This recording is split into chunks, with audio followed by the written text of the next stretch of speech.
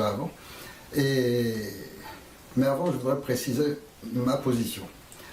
Je m'appelle Eric Furil et je suis un petit peu le porte-parole d'un groupe de citoyens qui comprend depuis toutes sortes de gens, des femmes, des hommes, de toute religion, de tout niveau social, de toute profession. Il y a des avocats, des agriculteurs, des ouvriers, des chômeurs, toutes sortes de gens.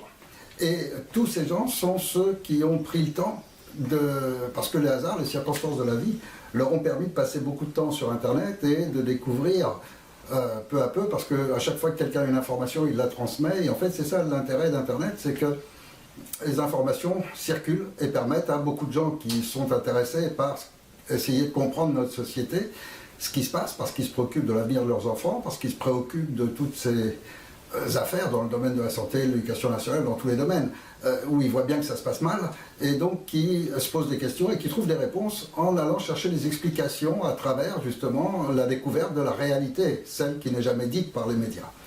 Et donc parmi ces gens, ceux qui sont le mieux informés, ceux qui sont vraiment conscients de ce qui se passe en France, se sont réunis sous forme d'un Conseil national de transition, et ces gens sont aujourd'hui les plus aptes à savoir ce qu'il faut faire dans un pays comme la France, à savoir ce qu'il faut faire, sans compter qu'ensemble ils ont toutes les compétences. Il y a des magistrats, il y a des avocats, il y a des policiers, des gendarmes, il y a des médecins, il y a vraiment toutes les professions. Donc dans tous les domaines, à partir du moment où on a la connaissance de la situation réelle, on sait par raisonnement ce qu'il faut faire pour réagir.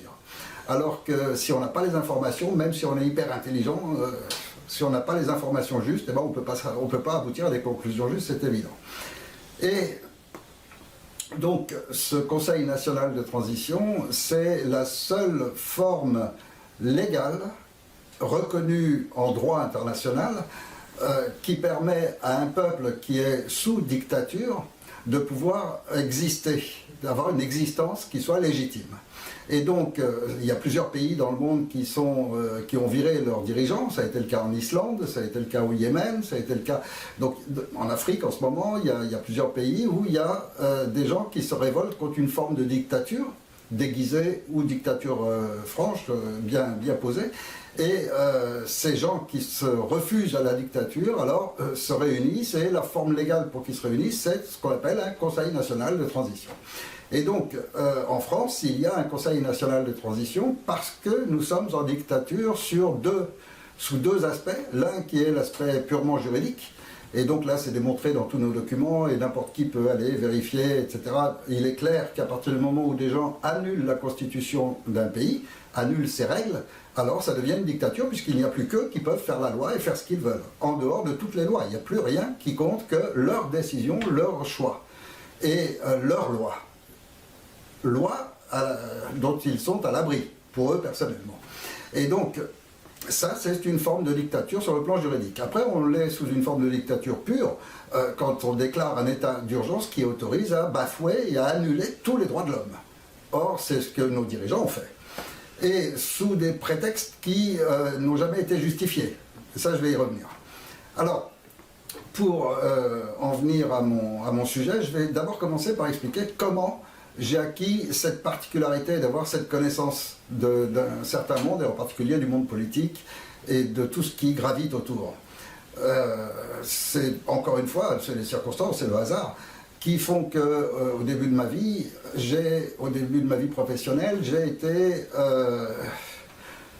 amené à travailler d'abord pour un groupe qui s'appelle Sodiva, qui était une filiale d'un groupe Rothschild. Et à ce moment-là, à cette époque-là, il est bien évident que personne n'avait dans l'idée de tout ce qu'on sait aujourd'hui. Donc, pour moi, c'était juste le moyen, parce que j'avais une volonté par rapport à ma jeunesse, qui était celle de gagner le maximum d'argent possible, d'avoir une vie sociale la plus élevée que possible, et rouler en grosse voiture, etc. Enfin voilà, j'étais comme ça. Et donc j'ai travaillé dans ce groupe qui vendait du placement financier à travers des montages d'anonymat qui permettaient aux commerçants et aux petites entreprises de cacher l'argent noir. Donc là, j'ai commencé à découvrir un petit peu comment des gens étaient assez habiles pour juridiquement faire des montages permettant d'escroquer le fisc français, d'escroquer les impôts, et en même temps qu'ils s'enrichissent eux-mêmes au passage avec de très beaux bénéfices.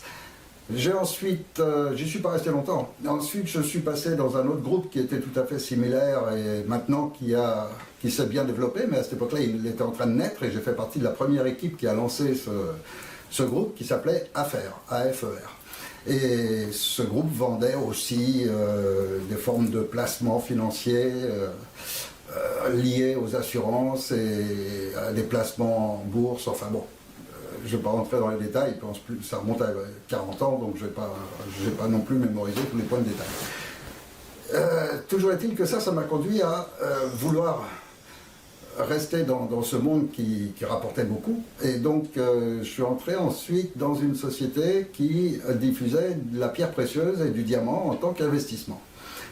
Alors là, par contre, j'y suis resté assez longtemps. J'ai escaladé, on va dire, les marches très rapidement. Et j'ai occupé une position assez haute dans cette société, où il y avait quand même plus de 1000 employés. Et dans cette société-là, j'ai commencé à découvrir un petit peu le monde des gens qui placent des fortunes en diamants, en pierres précieuses. J'ai commencé à rencontrer des gens intéressants. Mais c'est surtout à cette époque que, donc là je parle des années, tout ce que je vais dire se passe entre 75 et 95. Et donc là, je parle des années fin 70, où le hasard donc, me conduit à travers tout cela à faire toutes les boîtes de nuit, à mener la vie que j'aimais. Et à cette époque-là, j'aimais les casinos, les boîtes de nuit, le champagne, les filles, enfin bon, voilà, c'était ma vie. Et donc, je tombe sur... je fais connaissance d'un patron d'une boîte de nuit qui était... Un club privé, disons, de très haute gamme. Et ce petit club privé, en plein centre de Paris,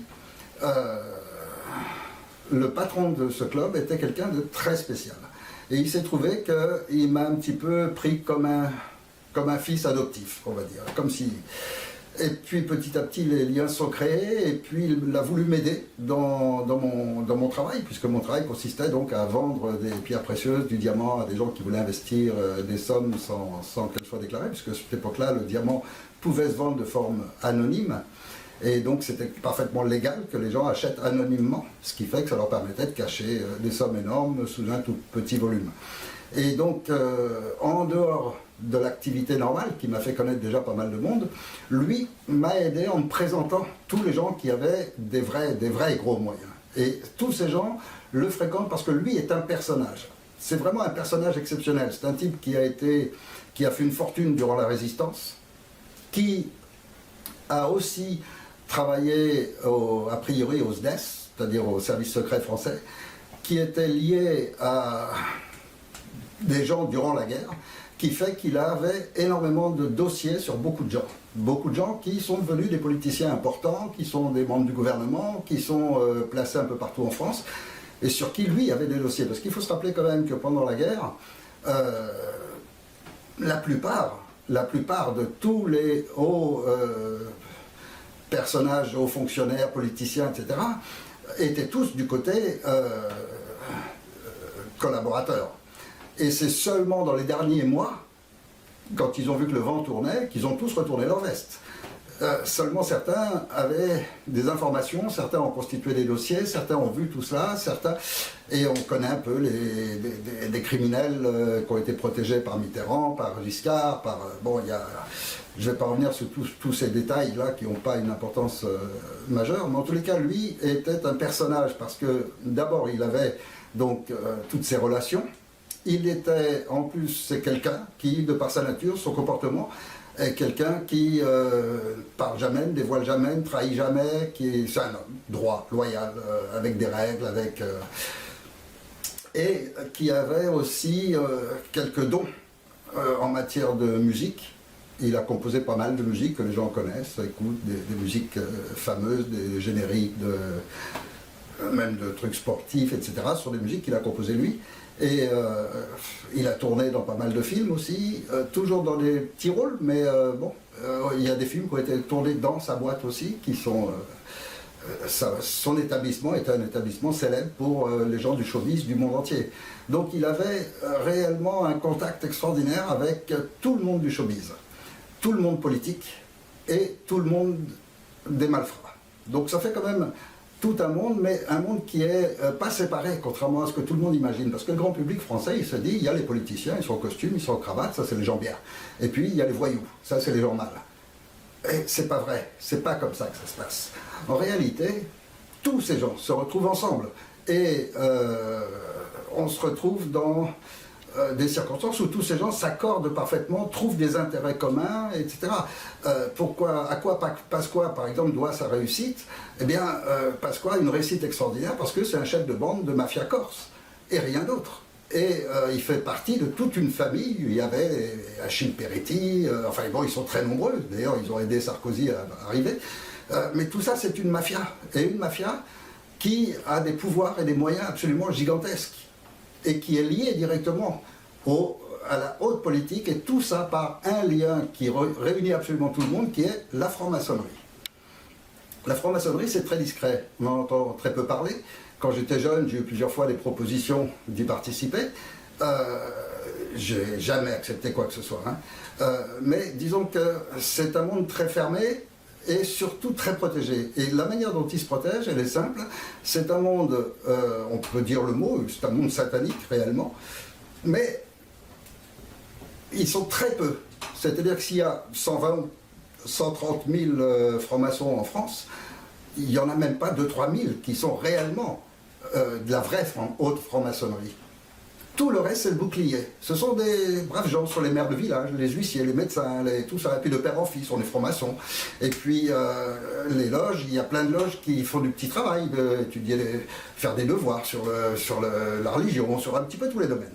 Et tout ça, c'est la grande masse chargée de cacher les réalités qu'il y a derrière.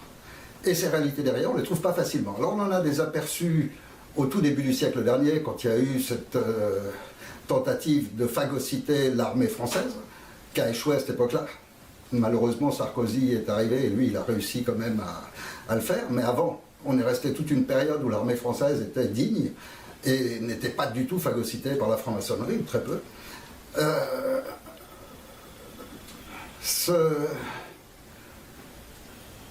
monde de la franc-maçonnerie, on le retrouve ensuite pendant la guerre, où là encore, on a vu comment ça fonctionnait réellement avec les principaux maîtres, tous les très hauts gradés de la franc-maçonnerie française, qui étaient particulièrement protégés par le gouvernement allemand, qui étaient ensuite protégés par De Gaulle, et qui sont restés, etc. Et ils ont acheté leurs droits en vendant les listes de tous les francs-maçons à l'époque. Et donc eux ont vendu tous leurs collègues. Parce que le principe de la haute franc-maçonnerie, c'est que tous les petits francs-maçons, c'est du bétail. C'est un bétail un petit peu plus évolué que le reste du peuple, mais pas plus que ça, quoi. Ils les sacrifient à n'importe quel moment. Et on a vu pas mal déjà de sacrifiés. Alors, mon but en dévoilant un petit peu tout ça, c'est que les gens comprennent comment j'ai pu acquérir une connaissance particulière, pas seulement par la lecture, c'est-à-dire que j'ai lu énormément, et j'ai cette capacité de lire énormément, et vite, et beaucoup. Donc de toute ma vie, j'ai adoré lire, et je continue, et donc on acquiert beaucoup de connaissances par ça. Mais si en plus ces connaissances, on les oriente selon le sujet d'intérêt, donc quand on découvre la franc-maçonnerie, quand on est jeune, on veut savoir un peu de quoi ça parle, on commence à acheter quelques bouquins, on commence à se renseigner, on commence à étudier les histoires classiques, depuis Léo Taxil avec le docteur Bataille, et puis tous les montages qui ont été faits au cours des 2 derniers siècles, etc. Donc là, c'est pour comprendre concrètement qu'est-ce que la franc-maçonnerie spéculative, comment ça fonctionne, pourquoi il y a des divisions avec le Grand Orient qui refuse toute religion, enfin... Tout ce schéma-là est un schéma qu'on découvre par les livres. Mais par contre, si on veut comprendre vraiment un monde, un univers, il faut en connaître les gens, il faut vivre parmi eux, et il faut écouter leurs réflexions, parce que des fois, ce sont des petites réflexions qui vous décrivent un état d'esprit, un concept. Si, par exemple, vous ne connaissez rien du tout en sport, comme moi, par exemple, je ne connais absolument rien en football, je ne sais même pas combien ils sont.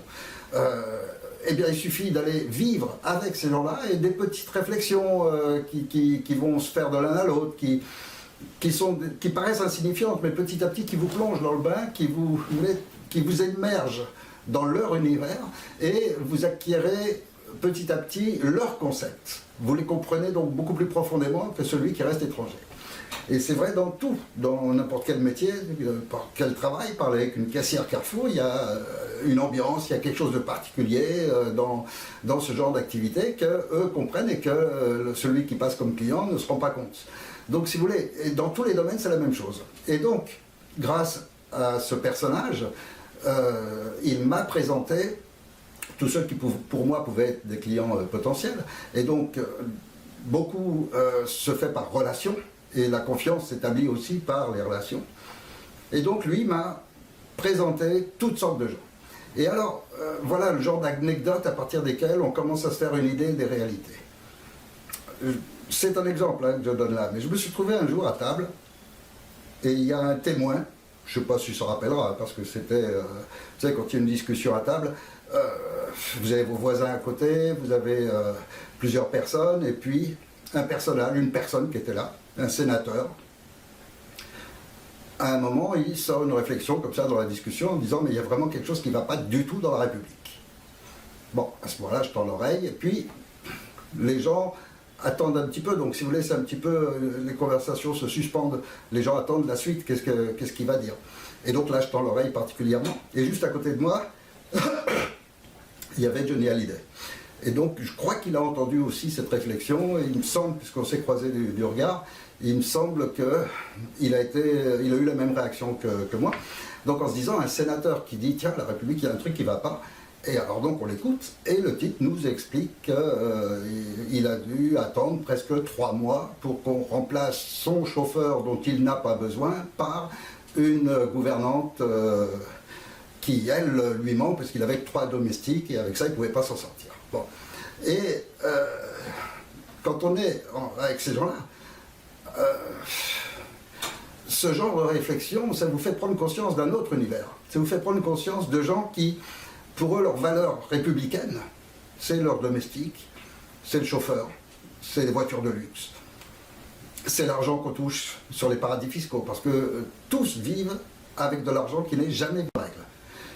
Alors, à part un débutant, à part un nul, à part quelques-uns, mais les grosses commissions, celles qui touchent des laboratoires de santé, celles qui touchent toutes les sociétés qui sont intéressées par le marché français, etc., et qui ont besoin de lois pour vendre leurs trucs, etc., ça, c'est des très grosses commissions, et c'est toujours perçu à l'étranger. C'est pour ça qu'ils ont tous beaucoup de biens à l'étranger. Et donc, si vous voulez, ce genre de petites anecdotes, ça vous fait prendre conscience d'un monde, d'un univers, d'une façon de penser de ces gens-là. Après, de l'un à l'autre, on fait connaissance, on sympathise un peu, on prend un verre, on en connaît un autre, qui vous présente un autre, etc. Parce qu'il est évident qu'à table et à cette époque-là, j'étais pas moi le petit jeune, parce que j'ai toujours eu cette particularité d'être en relation et en amitié, souvent avec des gens de 15-20 ans de plus que moi. J'étais toujours plus avec des gens beaucoup plus âgés que moi. Et j'ai toujours paru beaucoup plus âgé que je ne le suis. Or, il se trouve que dans ces gens qui m'ont été présentés, donc j'ai connu beaucoup de gens du showbiz, qui sont devenus d'ailleurs des amis, des très bonnes relations, beaucoup de gens de la politique, dont j'ai jamais eu un seul ami, parce que ces gens m'ont toujours répugné, et un autre univers à travers un autre personnage que j'ai connu aussi, qui était un ancien du SAC, et qui lui m'a fait découvrir le club des Saints-Pères. Alors, je pense que ce club n'existe plus, ou s'il existe toujours, en tous les cas, les patrons ne sont pas responsables de ce qui se passe chez eux, surtout 30 ans après. Et puis il y a certaines choses que je veux dire qui sont sous prescription, il y a plus de 20 ans, donc plus personne ne risque rien, et je ne vais pas donner les noms. Mais il y a le club des Saints-Pères, c'était un petit peu le repère du SAC. Le SAC, c'était les hommes de main, des tueurs, tout ce qu'on veut, enfin des gens capables de tout. Et là-dedans, donc, ce type m'introduit et me fait connaître d'autres gens, etc. Et puis, la confiance s'établit, et puis il y avait les équipes de Pasqua qui commençaient à être là aussi et qui se mélangeaient avec eux. Et donc, il y avait énormément de liens entre le SAC et la mafia corse, qui tient à Paris essentiellement tous les clubs de jeu. Donc, il y a non seulement les cercles de jeux officiels, les multicolores, les petits casinos, etc. Il y en a partout, il y en a pas mal à Paris, et ça c'est exclusivement le monde corse. Et puis il y a les clandestins. Les clandestins, il y a un petit peu qui appartiennent aux Corses, et beaucoup qui appartiennent un petit peu à différents clubs, mais là il y a des affaires de raquettes entre eux, il y a sans arrêt des luttes, et puis ils contrôlent aussi la prostitution. Mais là, encore une fois, avec les Corses sont de moins en moins, ils ont petit à petit abandonné ce marché.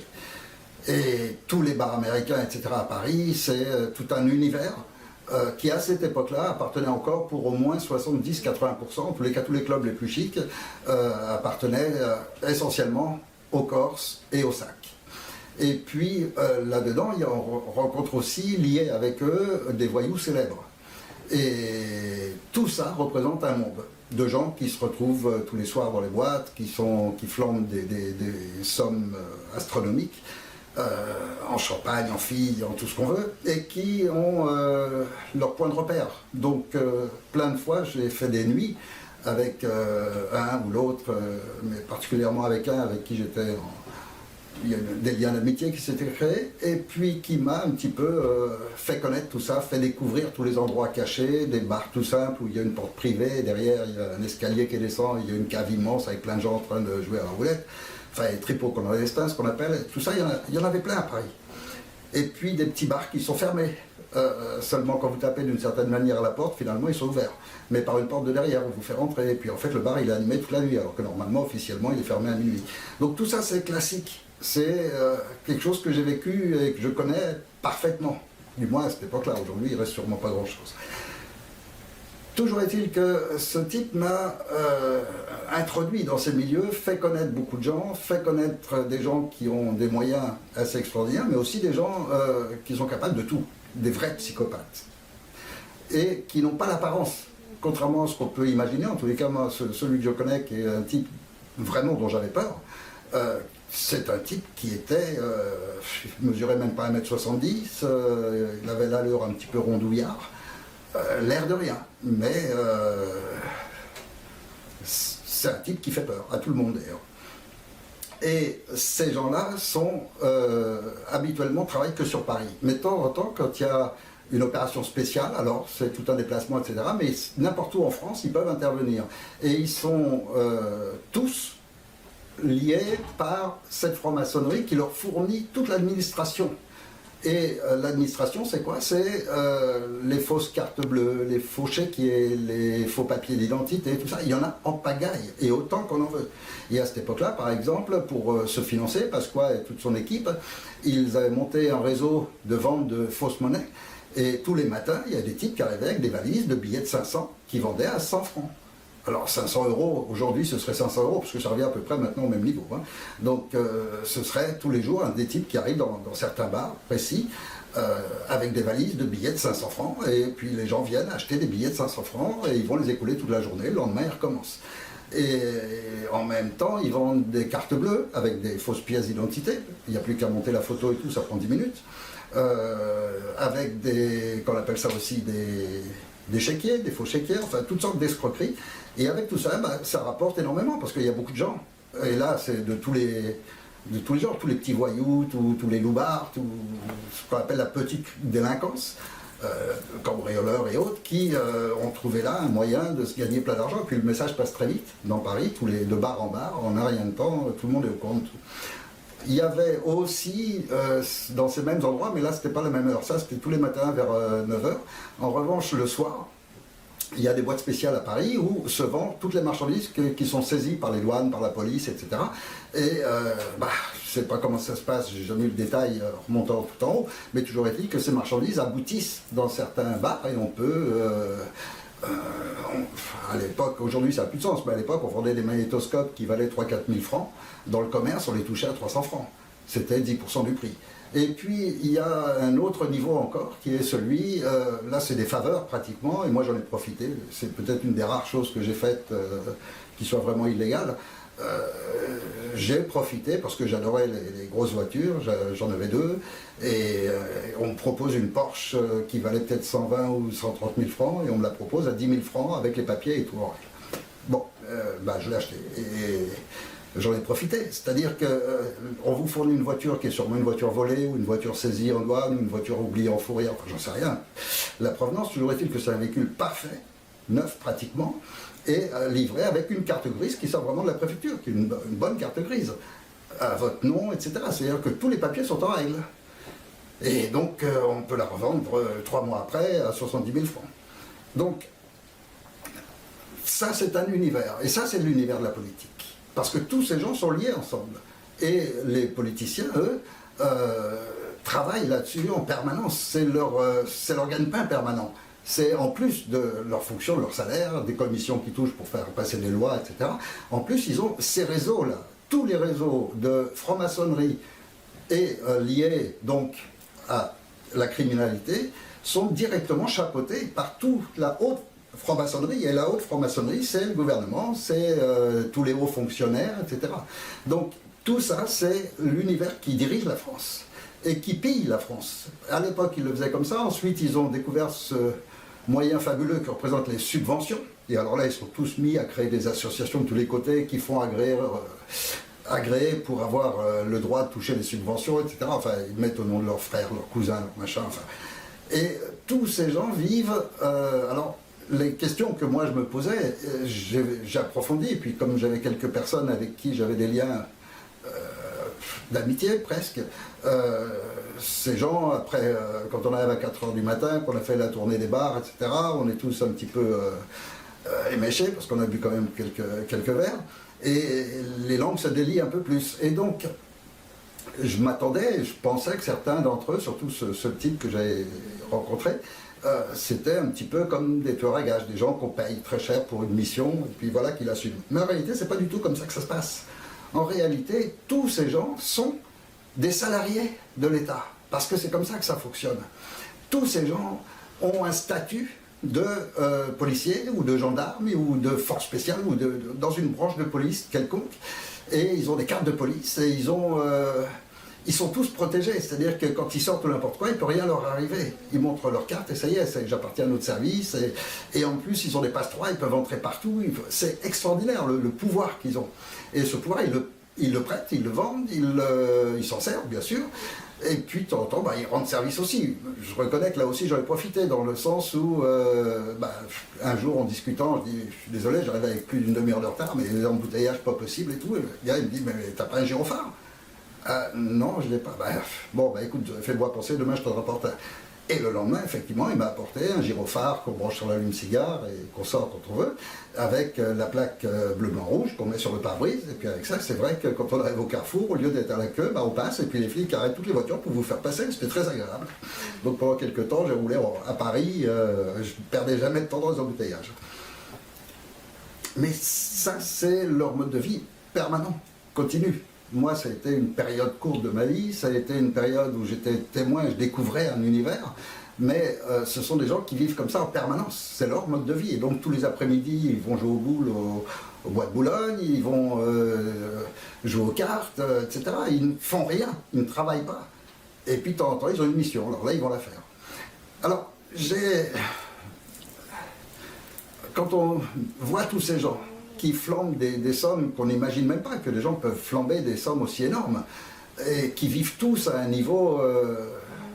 c'est les plus grands restaurants de Paris, ils ne vivent que dans ce qu'il y a de mieux, et ce qu'il y a de plus cher, forcément, ça va ensemble. Quand on est avec ces gens-là, d'abord c'est dur de suivre leur rythme, même si moi à cette époque-là je gagnais énormément d'argent, je gagnais vraiment très bien ma vie. C'est pas facile de suivre le rythme, mais en plus, on est quand même étonné de voir que ces gens ne font rien, ne travaillent pas, sont en permanence réunis ensemble, tous les après-midi ils jouent aux cartes, ou ils jouent au boule, etc. Après c'est l'apéritif, et puis là commence la nuit.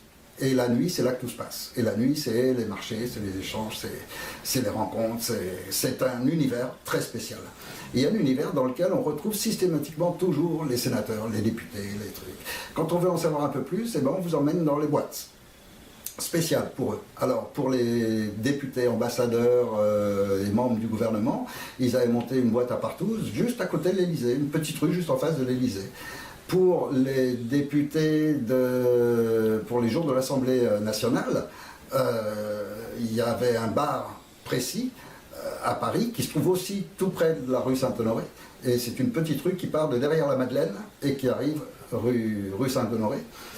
Donc beaucoup de gens de cette époque-là connaissent ou ont entendu parler, en tous les cas les députés, oui c'est sûr, puisque c'était leur lieu de rendez-vous. Quand il n'y a pas la caméra de télévision en train de filmer, ils ne sont pas à l'Assemblée bien sûr.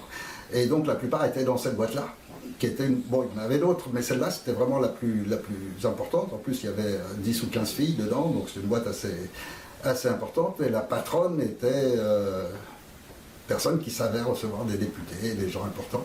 Et donc les mecs ils passent leurs après-midi là-dedans, entre les filles, le champagne, les partouzes, etc. C'est leur mode de vie continuel. Et moi étant introduit dans tout ce monde-là, je gardais une réserve, mais en même temps j'ai quand même fait des connaissances. Et j'ai aussi entendu des gens, j'ai aussi assisté à des affaires, parce que comme j'étais dans le monde des affaires et certains plaçaient de l'argent à travers moi, forcément j'ai su un peu mieux de leurs affaires. Et c'est comme ça que j'ai vu par exemple comment ils rackettaient des entreprises. Il y avait une grosse boîte d'électronique qui avait déposé des brevets, il leur fallait de l'argent, etc. Et alors là, c'est une autre équipe, parce que tous ces gens-là qui nous apparaissent séparés, en réalité, ce sont les mêmes équipes. Les mêmes équipes qui fabriquent des faux billets travaillent aussi bien pour Mitterrand que pour Chirac que pour Giscard d'Estaing. C'est les mêmes. Ils s'en fichent complètement, il n'y a pas de notion de gauche-droite. Tout ça, c'est pour le public. Ça n'existe pas en réalité. Et donc, ce sont que des machines à fric. Alors, il y a un journaliste que j'ai connu à cette époque-là qui s'appelle Jean Montaldo, qui habitait dans le 92, si ma mémoire est bonne, du côté de Courbevoie, qui était un type super et qui a fouillé et qui un beau jour a sorti un bouquin et qui révélait toutes les escroqueries de Mitterrand. Et il se trouve que la société pour laquelle je travaillais était une des premières qui était citée dans son livre, qui est dans les affaires Urbac-Raco. Alors si les gens cherchent l'Union Diamantaire, l'Urbac-Raco et puis les autres sociétés qui ont été rackettées, moi j'ai su comment ça s'était passé là où j'étais, donc chez les Diamantaires, où le dirigeant de la société avait fait un accord avec Mitterrand pour lui obtenir la garantie que Mitterrand ne toucherait pas à l'anonymat. Il y avait une loi qui disait que les gens qui achètent du diamant en investissement peuvent l'acheter de manière anonyme. Et donc c'était important pour la société que cette loi soit maintenue et que la protection de l'anonymat soit maintenue pour les clients, puisque c'est ce qui nous permettait justement d'inciter les gens à cacher leur argent, et c'est comme ça que l'affaire fonctionnait bien. Or, la société a financé donc Mitterrand et sa compagne, et dès que Mitterrand a été élu, il a fait passer une loi pour interdire l'anonymat sur le diamant, pour limiter les sommes qu'on peut payer en espèces, et il a lancé un contrôle fiscal sur la société pour la couler. Donc ça donne l'image, l'esprit de ce qu'est un politicien. Ce sont tous des crapules finis, ce sont tous des gens, ils sont crapuleux, c'est vraiment le terme. Ce sont des gens qui sont toujours prêts à chercher le moyen de voler un peu. Et puis qui n'ont aucun ami, aucune parole, aucune droiture, ils sont toujours prêts à trahir. Et donc, je vais parler aussi des officines de Chirac, parce que durant cette période, Chirac avait monté un paquet d'officines avec Pasqua, là. Ils avaient monté un truc assez spécial qui coulait beaucoup, ils ont coulé un paquet d'entreprises à Paris. Le principe, ça consistait, dans les loges francs-maçonnes, il y a toutes sortes de gens. Et là, ils avaient établi un contact avec un banquier du côté de... C'était dans le 78, vers je sais plus, Saint-Rémy-les-Chevreuses. Voilà, dans ce coin-là, donc il y a une loge franc-maçonne. Et là s'établissent donc les contacts, et c'est à partir de là qu'avait été monté un schéma qui consistait à aller voir des entreprises et à leur proposer de l'argent. Alors si vous allez voir un chef d'entreprise qui vient de déposer des brevets ou qui veut lancer un nouveau marché ou n'importe quoi, il y a toujours des problèmes de trésorerie, c'est le principe même de fonctionnement des entreprises, elles sont souvent justes en trésorerie, et en l'occurrence là, il y a des types qui arrivent en disant on a plein d'argent à placer, on sait que ça pourrait éventuellement vous servir, et nous on veut juste placer l'argent. Bon, le chef d'entreprise, quand on sait, ça l'intéresse, bien sûr. Et le principe, ça consistait à préparer le marché, savoir un petit peu les sommes dont on parlait. Alors imaginons par exemple qu'un chef d'entreprise a besoin de 100 000 euros. Ou 100 000 francs à l'époque. Alors à ce moment-là, on lui disait oui, mais alors il n'y a pas de problème, simplement une chose, c'est que la société qui va investir dans la vôtre n'émet que des traites de 200 000 euros. Donc on va vous donner une traite de 200 000 euros que vous allez encaisser à la banque, et vous nous restituerez 100 000 euros dont vous n'avez pas besoin, puisqu'ils ne sont pas prévus pour vous. Et donc là, le chef d'entreprise, il se dit, bon, bah, ouais, mais alors je veux être sûr que la traite va bien être payée, etc. Parce qu'une traite, c'est pas un chèque.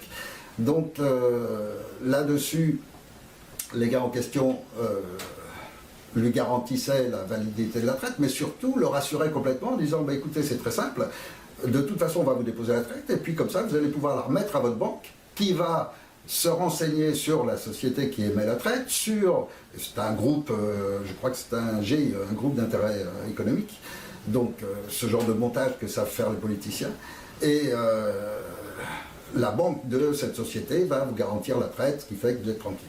Bon, et il laisse passer quelques jours, et effectivement, le type, quand il a la traite en main, il va à sa banque, il la donne en disant au banquier, bah écoutez, voilà, je voudrais escompter la traite, c'est-à-dire avoir l'argent tout de suite.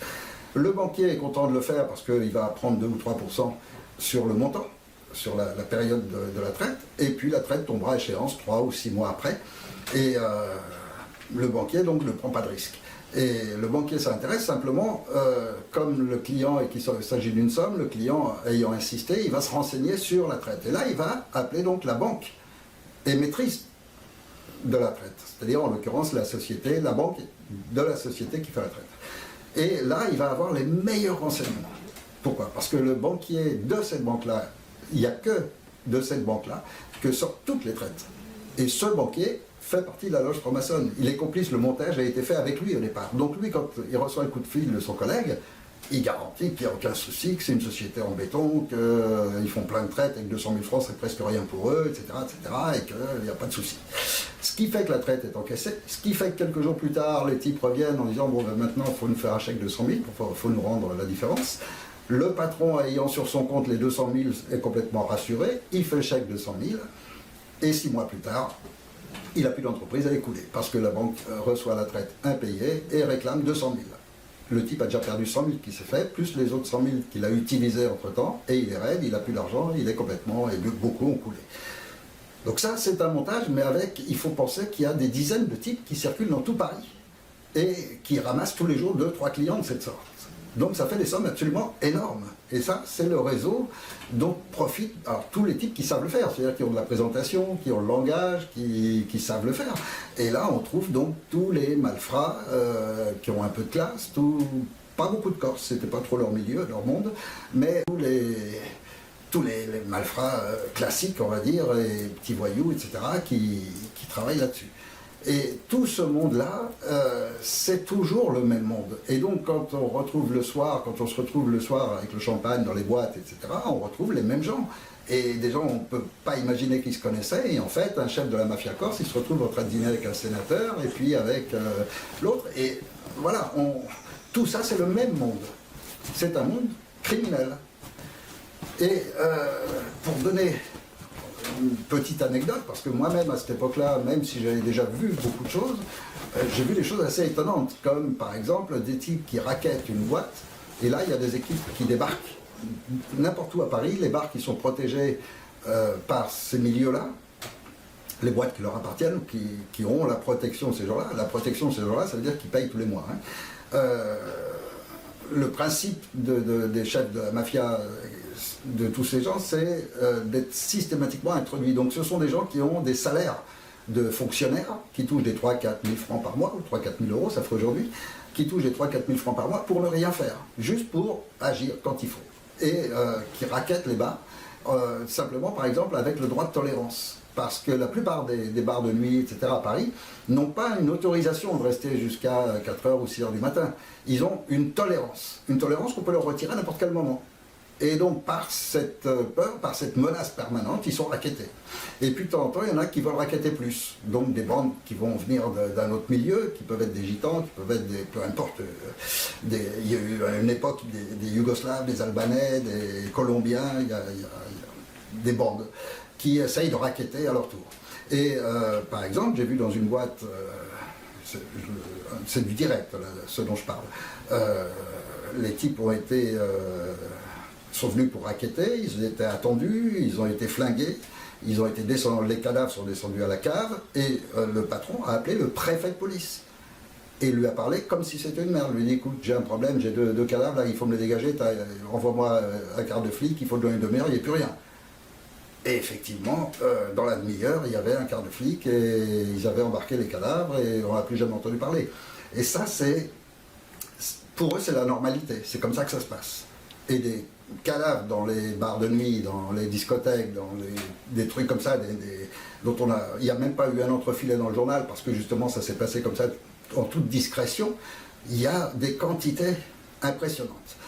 Et quand on veut en savoir un petit peu plus, donc grâce à ce personnage particulier avec qui j'avais des relations, qui lui était des coups de main, je ne parle pas de celui qui m'a un peu adopté comme un fils adoptif, celui avec qui je sortais particulièrement, qui était du monde corse, il m'a aussi fait connaître un petit peu ce qu'ils peuvent faire. Donc j'avais entendu parler de la tuerie d'Oriol, mais je ne savais pas qui, etc.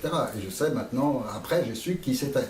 Mais voilà, ce sont des gens qui peuvent tuer père, mère, enfant, etc. sans la moindre gêne.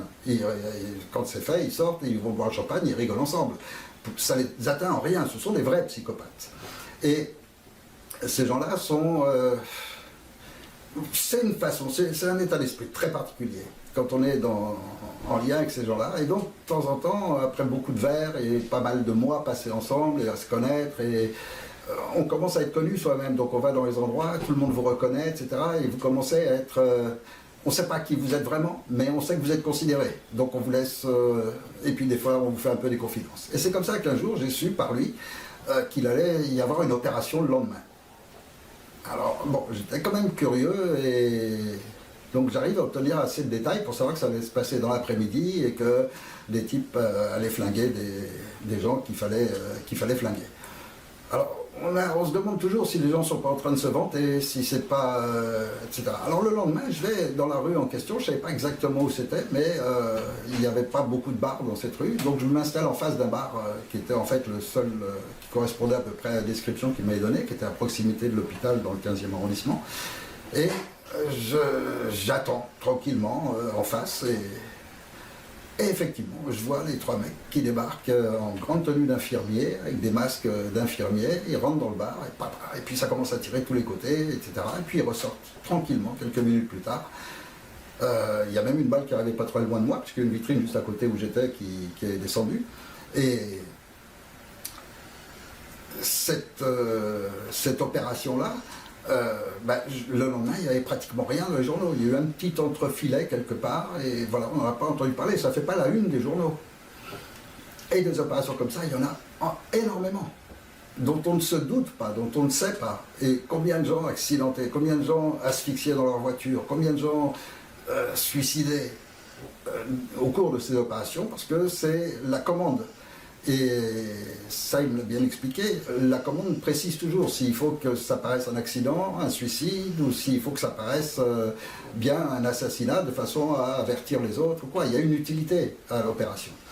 Donc voilà, tout ça pour dire que de toute cette période qui a duré pour moi une quinzaine d'années, j'ai vraiment assisté à une multitude de faits, à une multitude de choses, mais surtout j'en ai tiré cette ambiance, cette mentalité générale.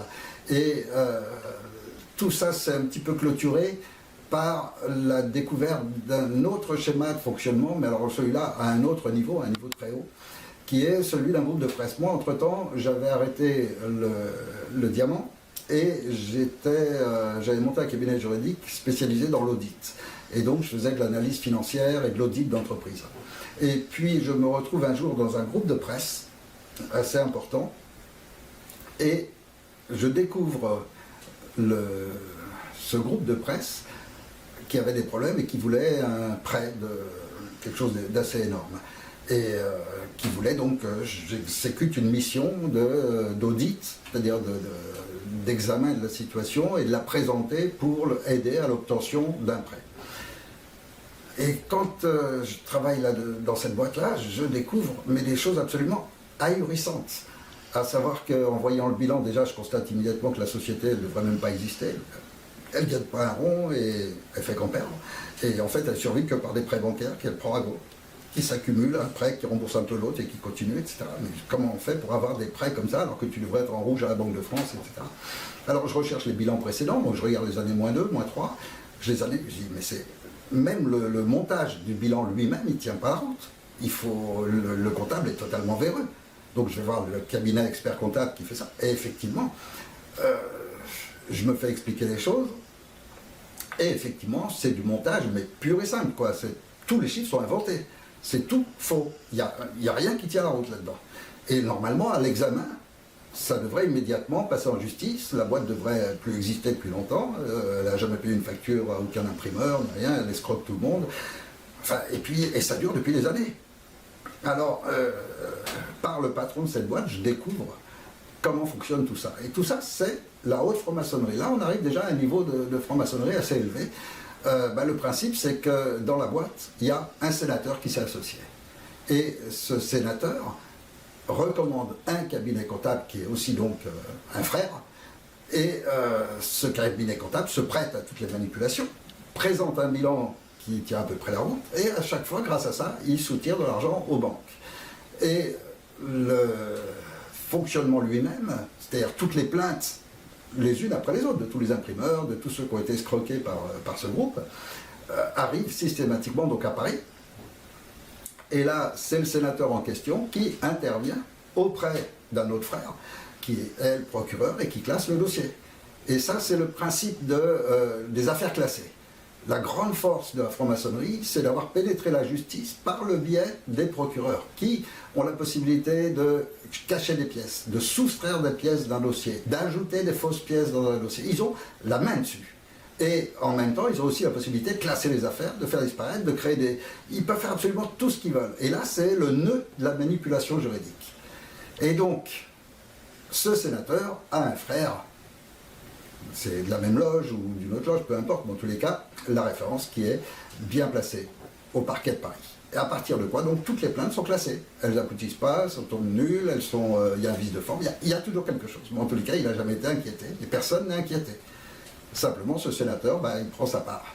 Et donc, il aide à ce que le groupe n'ait jamais d'ennui juridique et judiciaire. Il aide à ce que le groupe continue d'exister, et ce groupe ne vit que sur l'argent volé aux banques, par des faux dossiers, faux montages, etc. Je reconnais que j'ai participé au dernier, donc qui leur a permis de retrouver pour 2-3 ans d'avenir. Et à l'occasion de ça, j'ai connu ce fonctionnement plus direct encore que par l'étude des dossiers, des papiers et des discussions avec le patron. Je l'ai connu aussi par la sortie en espèces. À peine le prêt était obtenu, on a vu débarquer ce sénateur, il lui fallait 100 000 francs tout de suite en espèces parce qu'il voulait se taper une nana pendant 8 jours aux Antilles ou à La Réunion, je ne sais plus où il allait, enfin. Et donc il partait dans les îles et il lui fallait 100 000 francs en espèces pour sa semaine. Et donc on lui a trouvé les 100 000 francs, il est parti avec. Et c'est leur fonctionnement permanent. Voilà l'univers de la haute franc-maçonnerie qui contrôle donc à travers les procureurs et les parquets, ils contrôlent toute la France. À travers les préfets, ils contrôlent toutes les forces armées. Donc en fait, peu importe que vous votiez gauche-droite et tout ça, ça ne veut rien dire. Ça n'a aucun sens, ça n'a aucune importance. Le vrai pouvoir en France, c'est la franc-maçonnerie.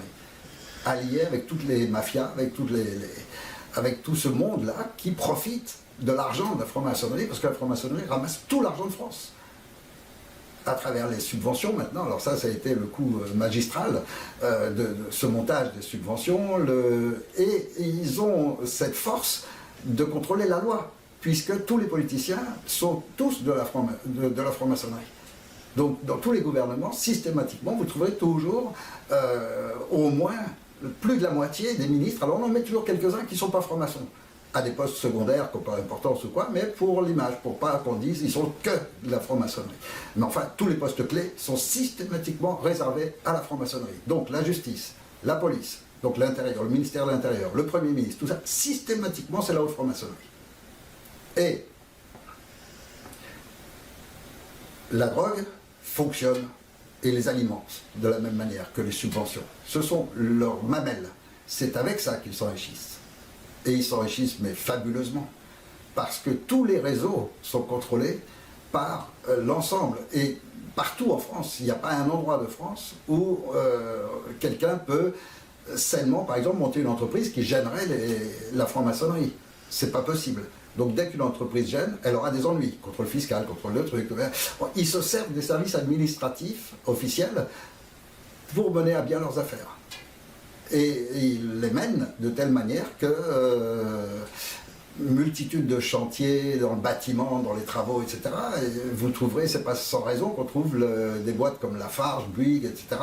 dans des scandales monstrueux dans les pays étrangers. Et puis c'est pas non plus sans raison que les journaux français n'en parlent pratiquement jamais. Ils contrôlent aussi tous les médias.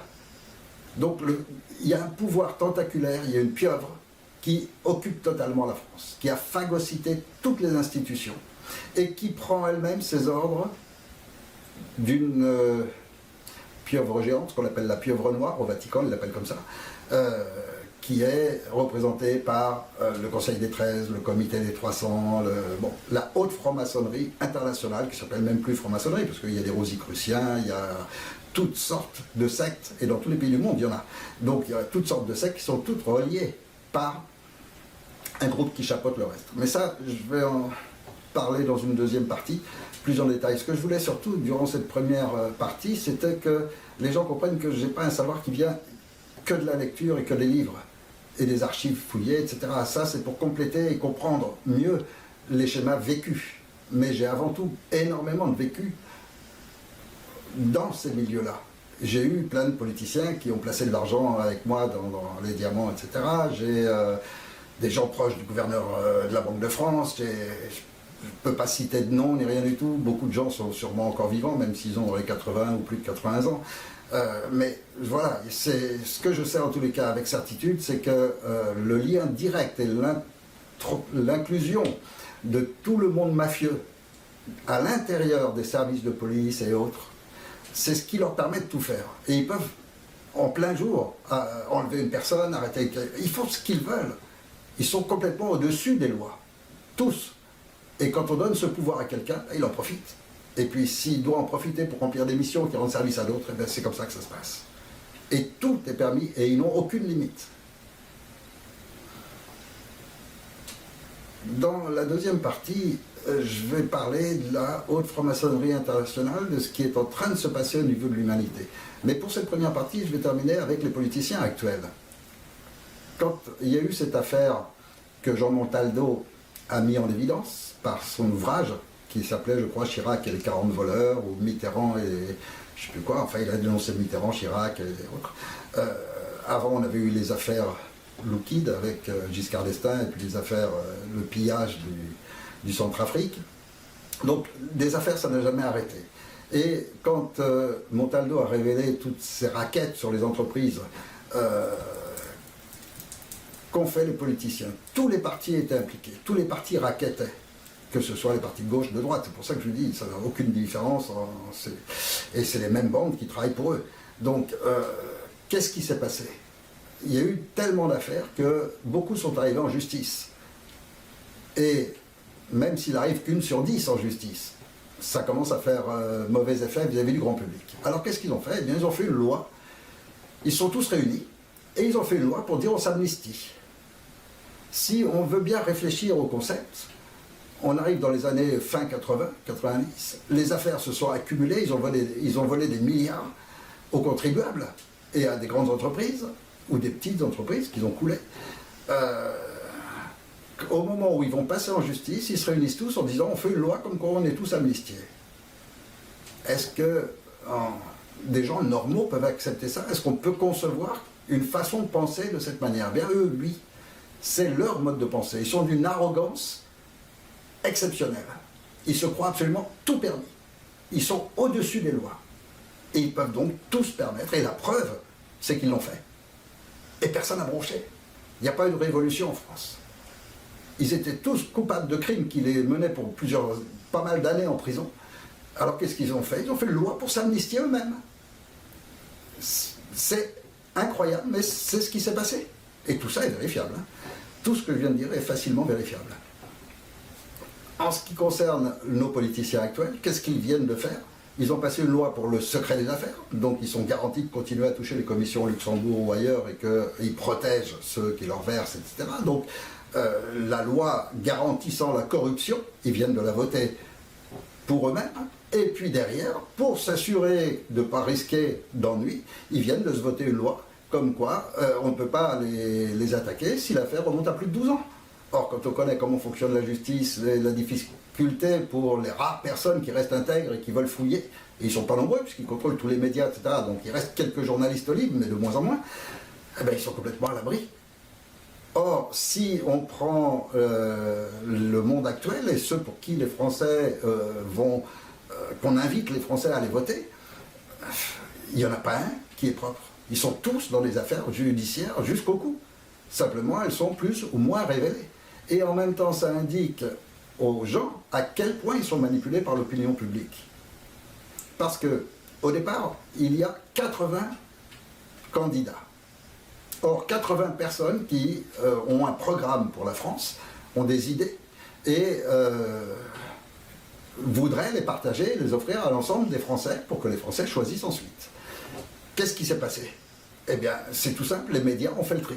Et les médias ont écarté 70, 75 des 80 candidats. Ils les ont virés, tout simplement. Jamais entendu parler, pas un mot sur eux, rien. Aucun moyen que les Français sachent qu'ils existent, qui ils sont, quel est leur programme, rien. Les médias ont fait le travail de sélectionner les 5-6 qu'il faut mettre en poule finale.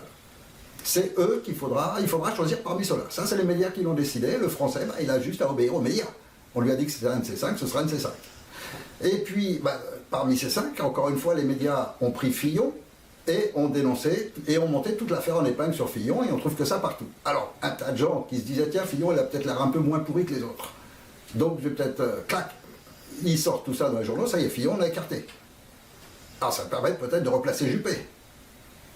Seulement, ils auraient fait la même opération sur Le Pen, qui mérite peut-être encore plus que Fillon, et même sûrement beaucoup plus que Fillon, ils auraient fait la même opération, c'est Le Pen qui aurait été écarté. Mais non, Le Pen, il ne faut pas l'écarter, parce que Le Pen, il est utile. Il va servir de faire valoir pour lancer ou Macron ou l'autre. Mais tout ça, c'est une manipulation à l'américaine. Et quand on voit la campagne de Macron qui est financée par les États-Unis, qui est financée par Rothschild, qui est organisée sur le schéma américain, avec des mensonges de tous les côtés, avec les fausses vidéos, enfin, il suffit de regarder un peu sur Internet, l'imposture Macron, c'est une marionnette montée de toutes pièces, débarquée en peu de temps, et ils nous refont le coup de Sarkozy, quoi. C'est le même coup. Et on va nous ramener un Sarkozy, un petit roquet qui a l'air de rien, qui fait le gentil et qui va nous achever la France. Parce que là, c'est celle où la France doit être achevée. Là, les gens vont voter pour celui qui doit terminer avec la France. Les gens ne le savent pas encore et je parlerai en détail de ça dans la prochaine vidéo. Et je vais dévoiler encore pas mal d'autres choses beaucoup plus graves. Parce que là, j'ai surtout essayé d'expliquer comment j'avais cette connaissance globale et comment je pouvais comprendre les concepts et à travers quelques informations, je vois ce qui se passe derrière, parce que je les connais derrière, et non pas devant. Contrairement au grand public qui, lui, ne voit que ce que la télé ou les médias leur présentent. Le grand public, il les voit costume, chemise blanche, cravate. Moi, je les ai vus déculottés.